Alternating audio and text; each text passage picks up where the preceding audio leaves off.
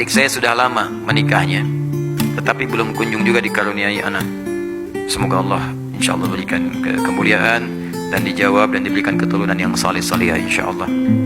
Ternyata ada masalah sampai pada berita terakhir yang disampaikannya, yaitu tuba falopinya sudah diangkat. Nah, dia berencana program kehamilannya dengan bayi tabung. Itu bagaimana dalam pandangan Islam, diperolehkan atau dilarang? Baik, syukran Pak Wahab. Baik, teman-teman sekalian, dalam kaidah fiqh itu sifatnya sangat fleksibel, sesuai dengan kondisi zamannya di era-era yang berbeda. Asal tuntunan nilai-nilainya mengikuti tuntunan-tuntunan yang telah dijelaskan atau diisyaratkan dalam Al-Quran atau juga dibimbing oleh Rasulullah Sallallahu Alaihi Wasallam. Kaidah pertama, bagi perempuan, jika memang kemudian setelah menikah berikhtiar kemudian memohon kepada Allah untuk diberikan keturunan, maka silakan berikhtiar. Ya, ikhtiar pertama dari mulai berhubungan suami istri, sunnah, bahkan berpahala di situ.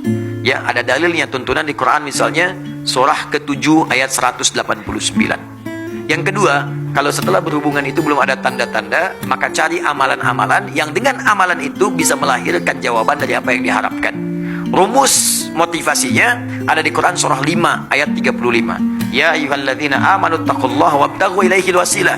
Hei orang-orang beriman, tingkatkan takwamu kepada Allah, cari wasilah dengan takwa itu untuk menjawab apa yang kamu inginkan. Misal Anda punya harapan nih, ya Allah saya pengen punya keturunan, 2 tahun belum ada, 3 tahun belum ada, 4 tahun belum ada. Apa cara terbaiknya? Kata medis gak bisa ini mustahil, kata klinis gak mungkin. Maka cara yang terbaik adalah kembali kepada Allah yang tidak punya batas. Semua akan dikasih. Bagaimana caranya? Allah berikan satu jalan, satu aja. Ittaqullah, tingkatkan takwa kepada Allah. Rumusnya takwa. Takwa itu disebutkan 115 kali dalam Al-Quran. Maka setiap menyebutkan kalimat takwa, di situ ada amalan. Keluarkan amalannya, tempuh amalan itu dengan niat untuk mendapatkan jawaban dari ikhtiar yang sedang dikerjakan. Apa contoh dari takwa itu? Salat. Nah, kasus yang terakhir ini agak berbeda. Dalam kondisi tidak seperti itu, kondisinya di luar normal, tuba falopinya diangkat. Setiap yang di luar normal maka kaidahnya mustasnayat, dikecualikan dari yang biasa.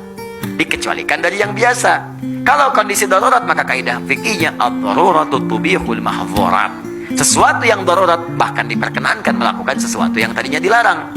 Apa diantaranya? Hamil di luar rahim itu pasti mustahil karena sepanjang ada rahim. Sekarang rahimnya tidak ada, maka dalam kondisi darurat boleh kemudian, asal hak syariatnya tidak dilanggar. Silahkan bayi tabung misalnya, ya,